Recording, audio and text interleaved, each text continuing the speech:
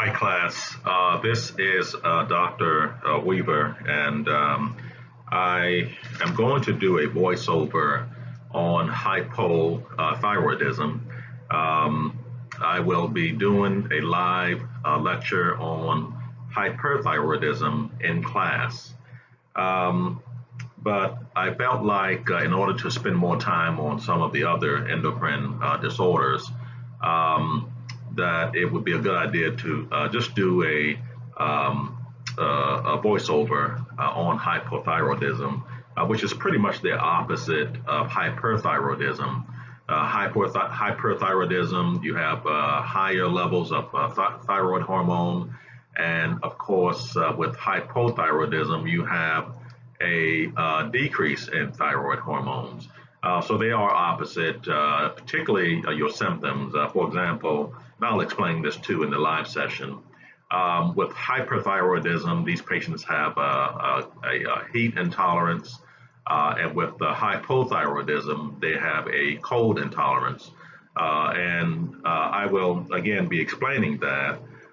So again, I think once you understand hyperthyroidism, then understanding hypothyroidism would be pretty easy to understand. And of course, I will make sure you do understand hyperthyroidism very well.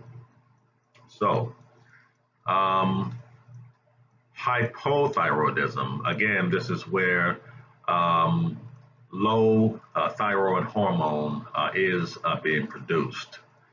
So we will talk about the pathophysiology.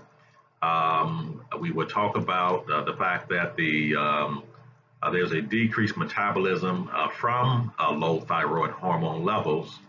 We'll also talk about maxedema as well as maxedema coma. All right. Maxedema coma is the opposite of thyroid storm. Remember, thyroid storm is what you will see in hypothyroid patients, which is that hyperactivity of everything, whereas though maxedema is the slowing of everything. For example, in maxedema coma, you're talking about which is hypothyroidism. You're talking about bradycardia, but with thyroid storm, you're talking about an increase in heart rate. Or with the thyroid storm seen in hyperthyroidism, you will see a high body temperature. However, in maxedema coma, you'll see a decrease in body temperature. So we will discuss. Take a look at page 1271, chart 63 6. See if I gave you the right page. All right, yeah. So 1271, there's a chart there, chart 63 6. For signs and symptoms of hypothyroidism on each system. For example, for cardiac, on the cardiac system, you will see bradycardia, dysrhythmias. You also see dysrhythmias in hyperthyroidism as well. The patient's heart is also enlarged. And there's some additional information that you need to look at, such as hypotension for cardiac. And also, like, for example, in men, you will see a decreased libido and also impotence, which is opposite in hyperthyroidism. Another thing to look at, if you look at the skin symptoms in hypothyroidism, the skin is cool, pale, or yellowish. It's dry, coarse, with a scaly skin. But in hyperthyroidism, you'll see more of a moist skin symptoms. So there are these differences that you would notice when you look at one. The other is essentially opposite. Now, of course, as I mentioned, the signs and symptoms of hypothyroidism is due to decreased metabolism from low levels of thyroid hormone. That TH in my notes is thyroid hormones. So thyroid cells, in this case, do not produce enough thyroid hormone due to possibly the cells are damaged and they cannot function normally. Sometimes the thyroid cell is normal. However, there's a decrease in iodine and also tyrosine needed to make the thyroid hormone. I mean, in other words, it takes these two ingredients to make the thyroid hormone, and in effect, they are available in insufficient amounts. So therefore, there's a low level of our thyroid hormone. When the thyroid hormone is low or absent, it means that there's a reduction of the amount of thyroid hormone in the patient's blood, and therefore the metabolic rate is going to be low, and it can be extremely low depending on the severity of the condition. So a decrease in metabolism, what happens is the hypothalamus, which directs the anterior pituitary gland, it makes the stimulatory hormone, which is what we call TSH. And so then it triggers this stimulatory hormone will travel to the thyroid hormone, and it will trigger the release of this hormone from the thyroid gland. All right. And so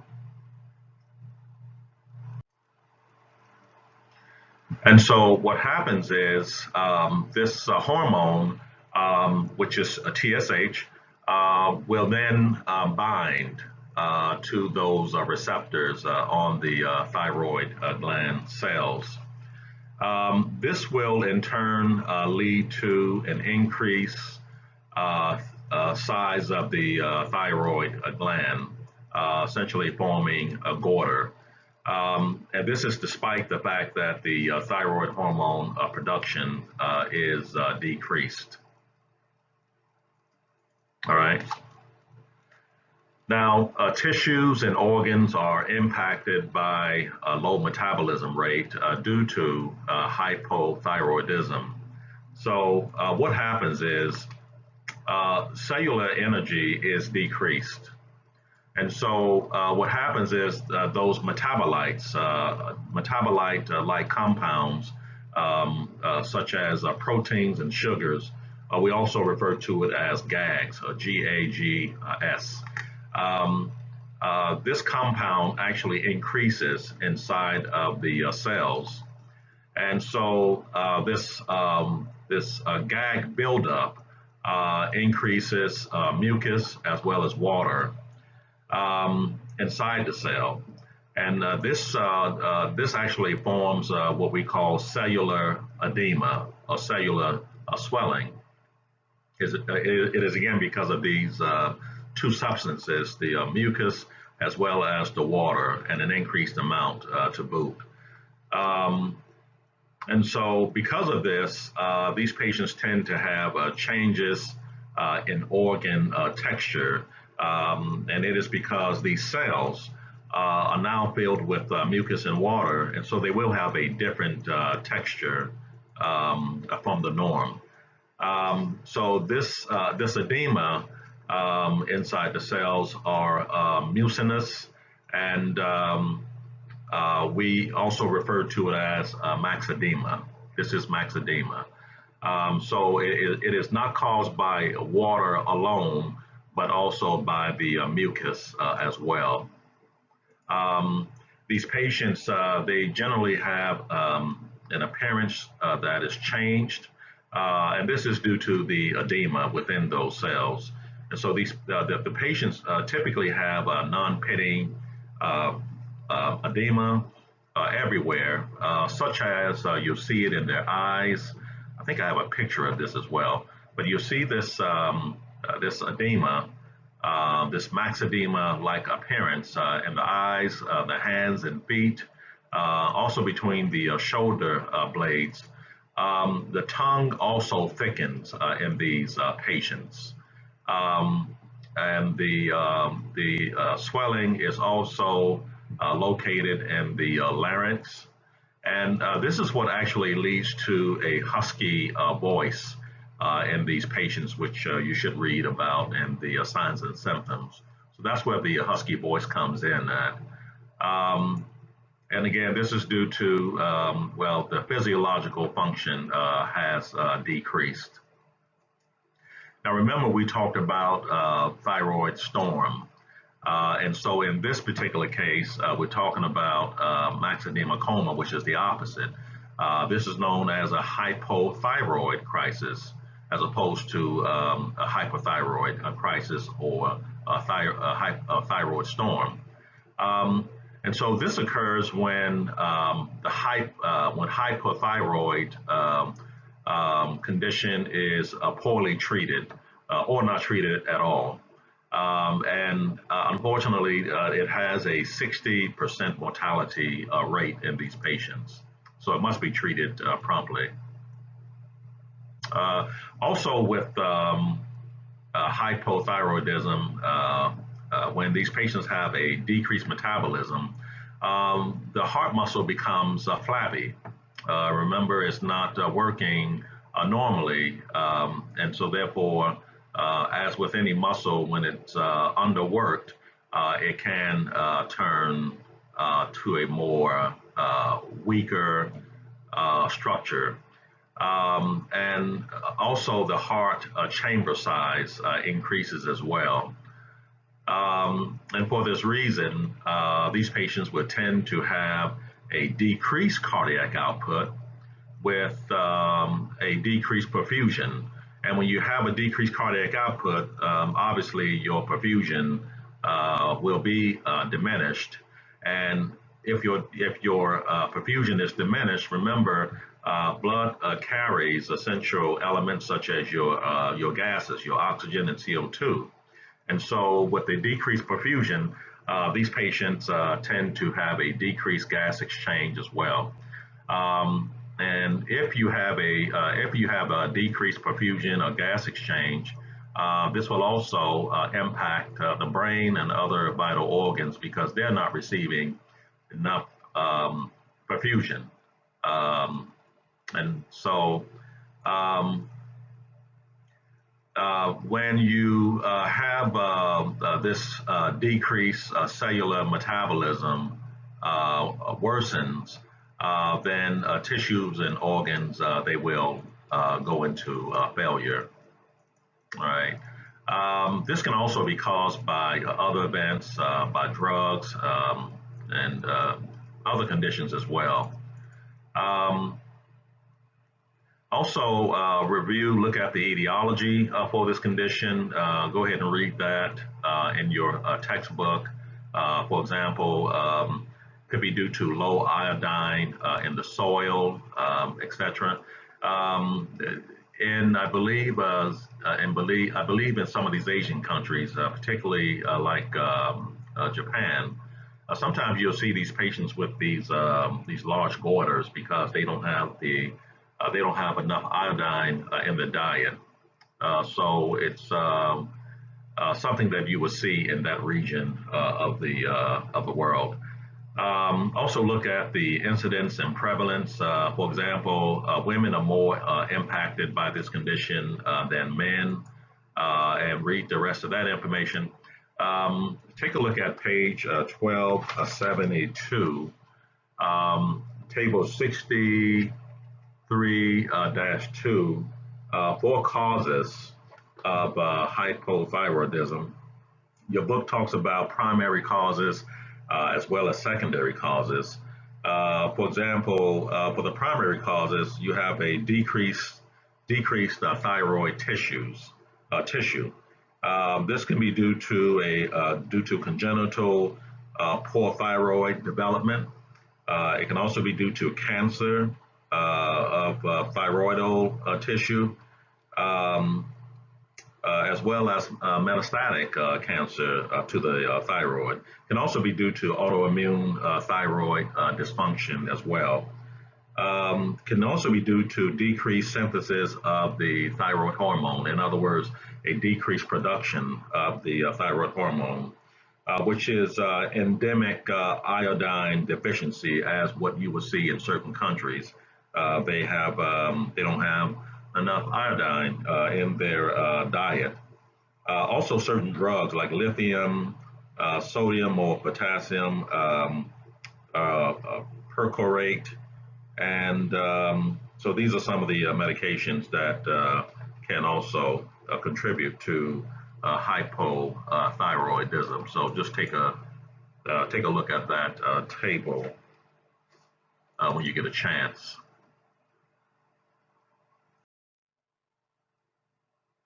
Take a look at this picture. This is what myxedema will look like in these patients. Very distinctive look.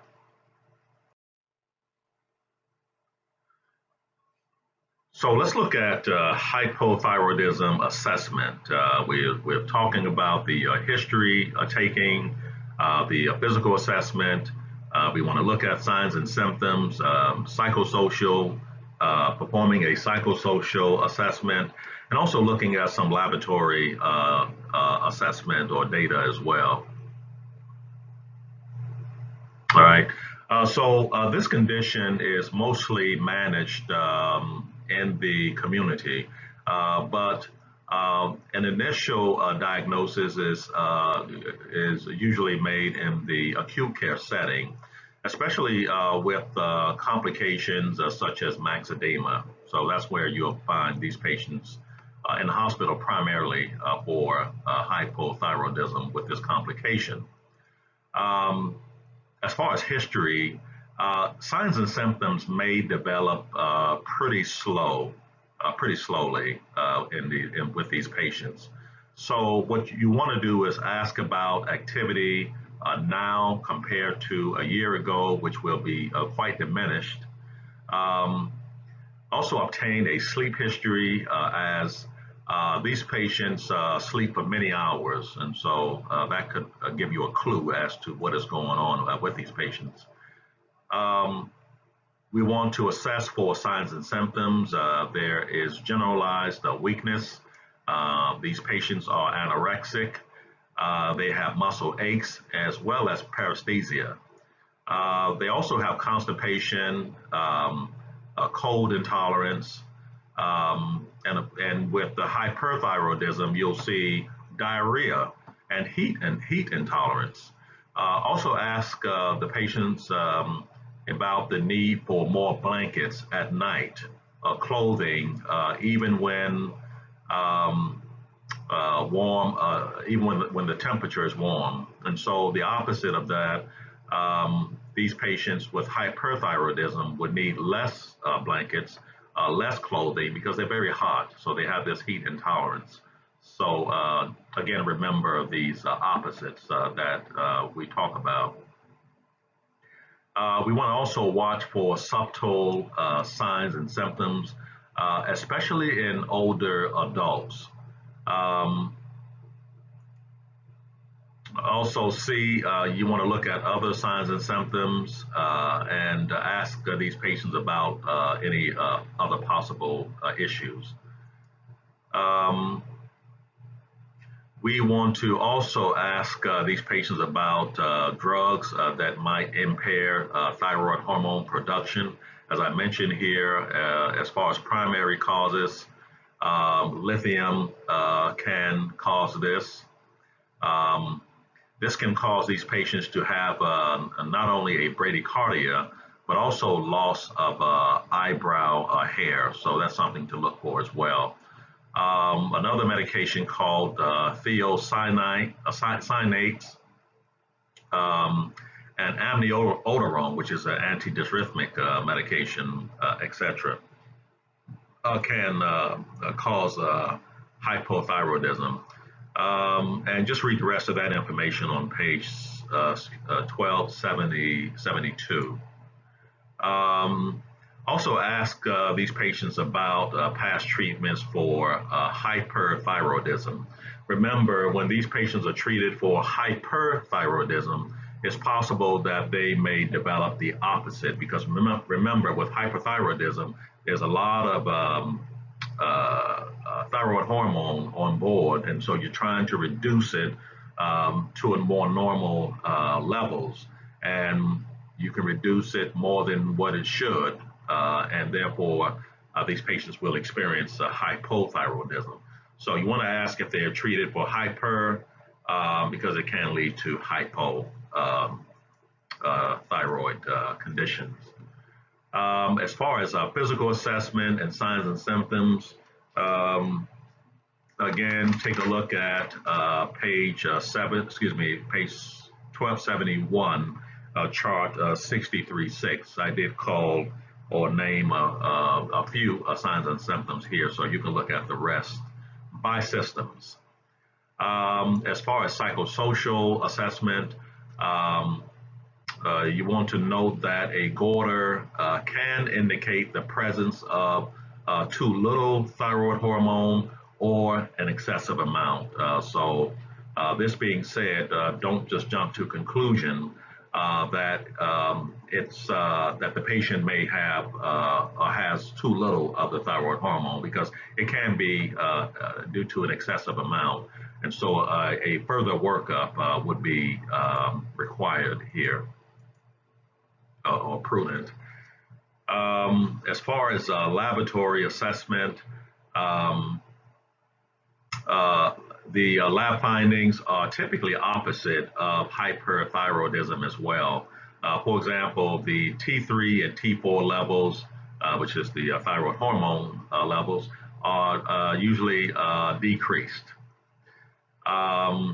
TSH levels are increased in primary hypothyroidism.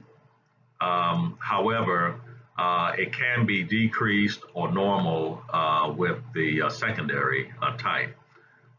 Take a look at page 1272, table 63, 2.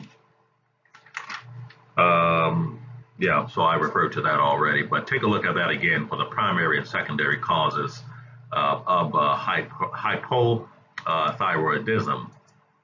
Now, older adults they typically have lower than normal thyroid hormones without signs and symptoms of hypothyroidism.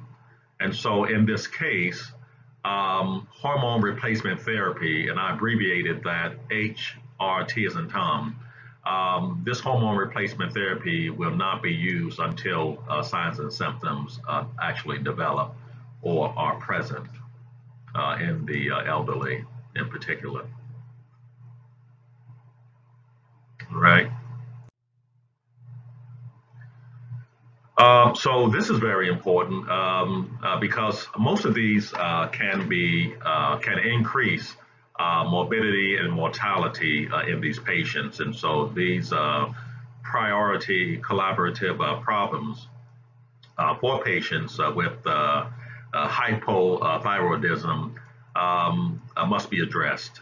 And they include decreased gas exchange and oxygenation, because remember, the heart is flabby and the cardiac output is diminished. And so gas exchange is going to be compromised and poor. There's also hypotension and reduced perfusion.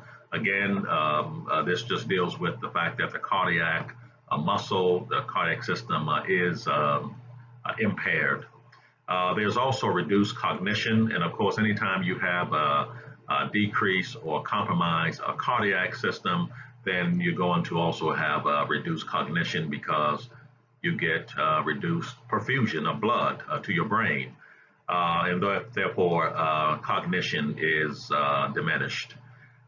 There's also potential for complications of myxedema coma. And again, if you do not treat hypothyroidism timely and also the right way, then these patients are at risk for myxedema coma. So always take a look at your priority collaborative problems. There are a slew of problems that these patients will have. Let's say it can be 20, it can be 30, because when something is wrong with metabolism, it impacts many of our systems, body systems. But these are the priority problems. These are problems that should be focused on.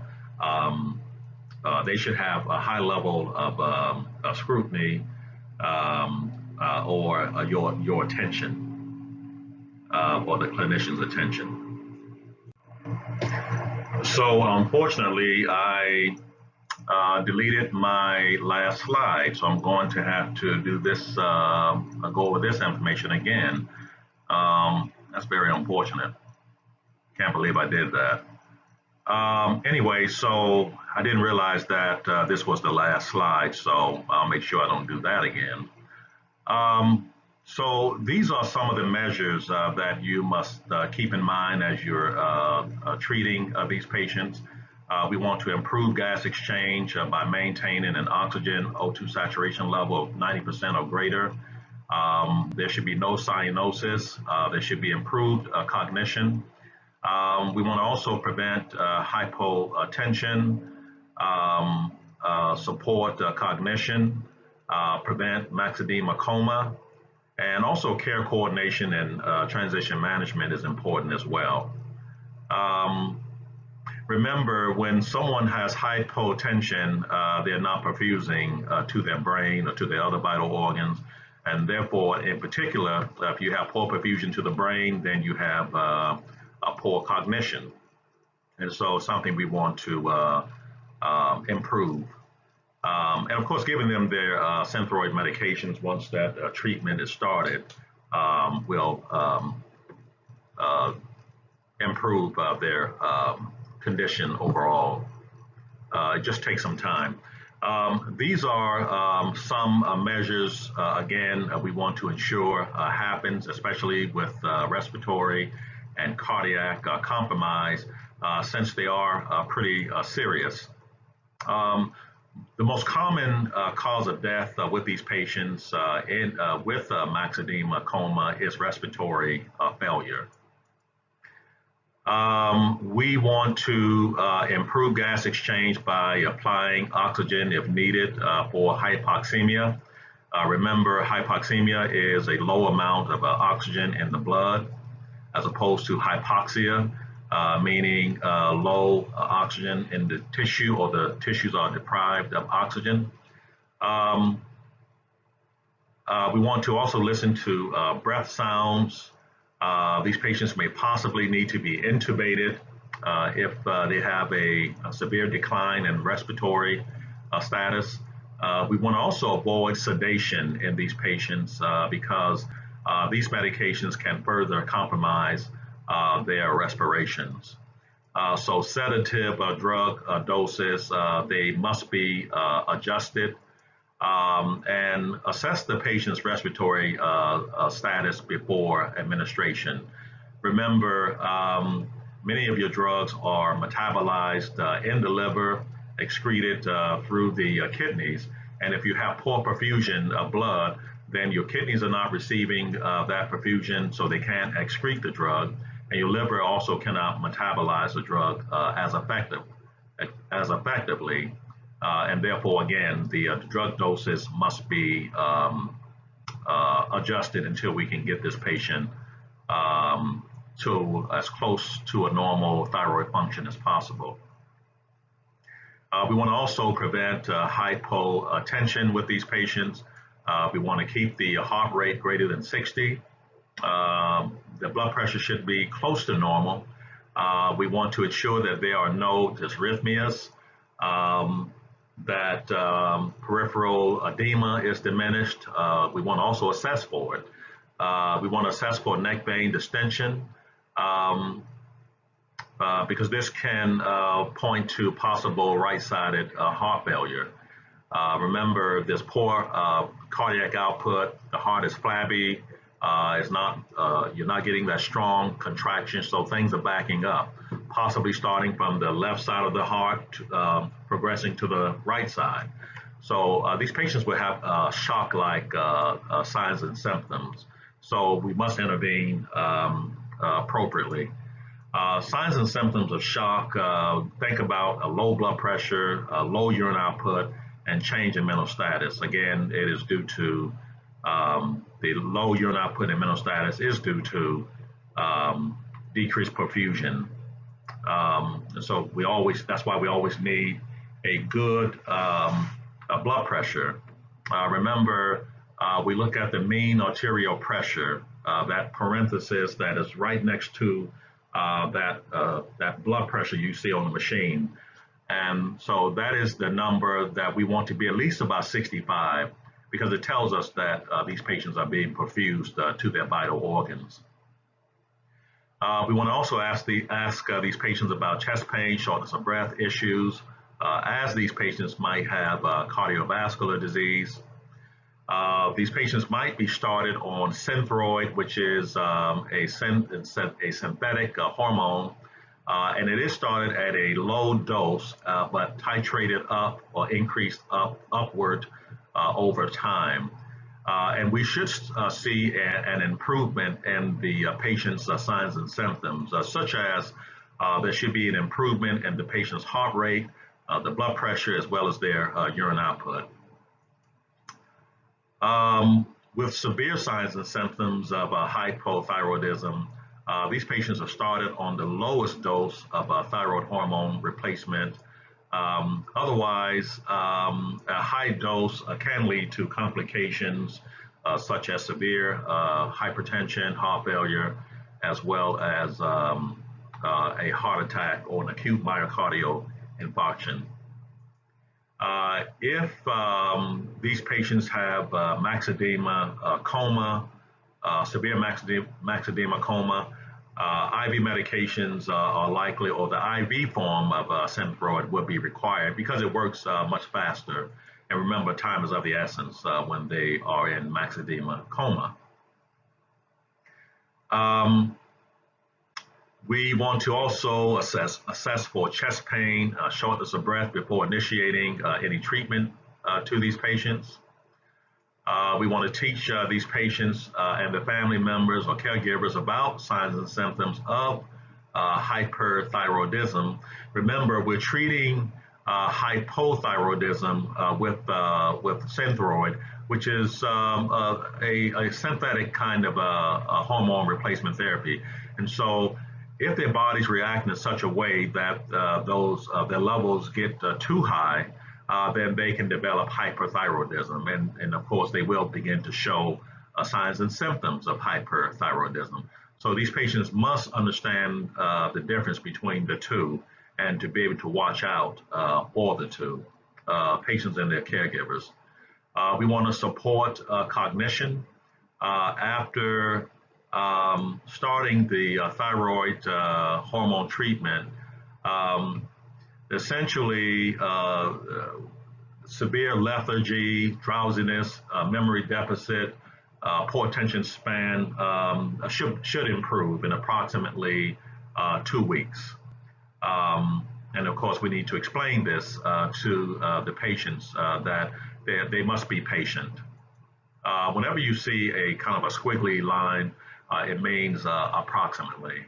So, possible contributing factors to maxedema coma is some causes of maxedema coma can come or be due to acute illness, surgery, and also chemotherapy treatment as well. Now, issues that occur with myxedema coma, things that you'll see in myxedema coma, obviously, as the diagnosis implies, the patients will be in a coma. These patients will also have respiratory failure. FX means failure. They will experience hypotension. Also, they may experience hyponatremia, meaning low sodium levels. And so they may have to be started on some of the saline solutions, hypertonic solutions, in order to improve their sodium levels, because there's a whole lot of other symptoms that they will develop as a result of low sodium levels. These patients will also have hypothermia instead of hyperthermia that is seen in hypothyroidism. So the temperature would be lower. They will also have hypoglycemia also.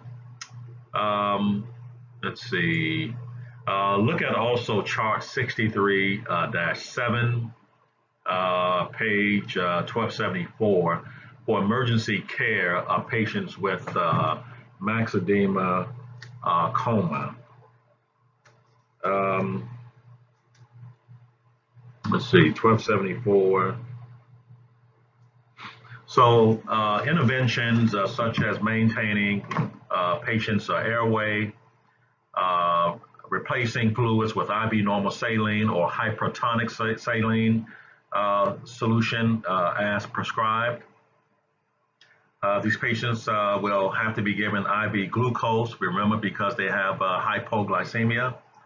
The IV levothyroxine or Synthroid, as opposed to the PO or by mouth form, because we need to do something quickly. Monitoring the patient's blood pressure hourly, their temperature hourly, their mental status frequently. So take a look at that chart for additional information. As far as coordination or care coordination and transition management, remember hypothyroidism as well as hyperthyroidism. It can be managed across care settings depending on severity of signs and symptoms. If these patients have a hypothyroid crisis, then meaning they can be going into myxedema a situation, then they should be managed in the hospital. But typically they can be managed in the outpatient setting, in the community, and what have you. In the home care setting, if the patient's cognition is impaired, then a home safety inspection would have to be done in order to ensure that the patient would not injure themselves.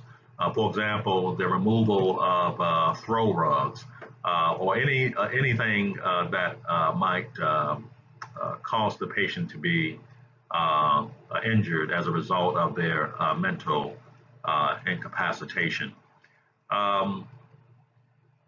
If these patients are weak and fatigued,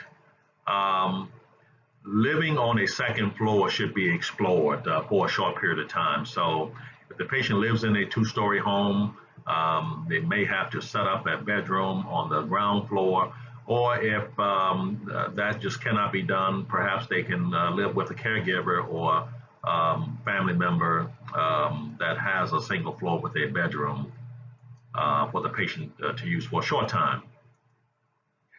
These patients should be taught about layering their clothing because they do have a cold intolerance. And remember, this is the opposite of hyperthyroidism, where they have heat intolerance. These patients should be taught also about drug therapy, self-management, or their designated caregiver as well. Very important to teach these patients about their hormone replacement therapy and its side effects. We want to teach them about hyper as well as hypothyroid signs and symptoms. Remember, you're treating hypothyroidism, and so they can develop the hyper type if their levels increase too much. And of course, they should know about the hypothyroid signs and symptoms, because when they're being treated for this condition, If they're not improving, then if they know about the signs and symptoms of hypothyroidism, then they can report to their healthcare provider that the drug is not working, and so therefore the healthcare provider might or may have to titrate the medication upward. Also keep in mind that thyroid hormone replacement drugs can interact with many over-the-counter drugs, and so the healthcare team should be notified before their use. A pharmacist is also a great resource for this as well. Let's see. Remember, when if these over-the-counter drugs interfere with absorption, fiber supplements can also impact the absorption of this medication. And so if absorption of the drug is impacted, then you're not going to have adequate blood levels of the medication, and therefore these patients' signs and symptoms, they will not improve. So watch for that. Avoid fiber supplements. Teach these patients also about well-balanced meals, fiber in the diet, not fiber supplements, but fiber from fruits and vegetables should also be recommended in order to avoid constipation. And remember, these patients with hypothyroidism, they suffer from constipation instead of diarrhea seen in hyperthyroidism. Let's see, I talked about fiber supplements and how they interfere with absorption, so make sure you teach your patient about that. This drug should also be taken on, the Synthroid, it should also be taken on an empty stomach. Your book talks about at least 4 hours before meals, but I know in the hospital we typically do about an hour or two before meals. So that might be right. I distinctly, or somewhat remember, I guess I should say, us giving the medication around 7 o'clock, and the patients typically ate around 8 o'clock. So, but this is probably recommended for the best absorption of the patient's Synthroid. Teach the patient and families that improvement of symptoms will vary once treatment commences, so they must be patient. So the two easiest parameters used to determine if the replacement therapy is effective is the need for sleep and constipation. And what that means is if the patient needs more sleep and they're constipated, then they obviously don't have enough of their medication levels or their thyroid hormone levels, that they are inadequate. And so you may have to increase the dose or titrate the dose upward. The reverse is also true. If the patient is having frequent bowel movements and the need for a significant amount of little or less sleep, it might mean their levels are too high now, and so you might need to titrate, or your healthcare team might have to titrate the medication downward. So make sure you're looking for these parameters, because it could tell you about what's going on with your patient early. As far as healthcare resources, ensure patients have someone to stay with them at their homes for support and safety. Remember, it's all about safety, safety, safety. A home health care person would have to perform a thyroid dysfunction focused assessment, which can be found on page 1274. It's chart 63-9. And what we're basically assessing is the cardiovascular, cognition or neurological status, the skin and mucous membrane, the neuromuscular status. We want to also ask about questions, 24-hour diet recall, activity, 24-hour activity recall. So take a look at chart 63-9, and it should provide you with some vital information about what a focus assessment will look like. And folks, that is it with my presentation on hypothyroidism. Remember, we've already looked at, or you should be getting the lecture, the live lecture on hyperthyroidism in class. So make sure you take a listen to this one, and hopefully it will help you to understand this disease condition a whole lot better than you did before. Thank you.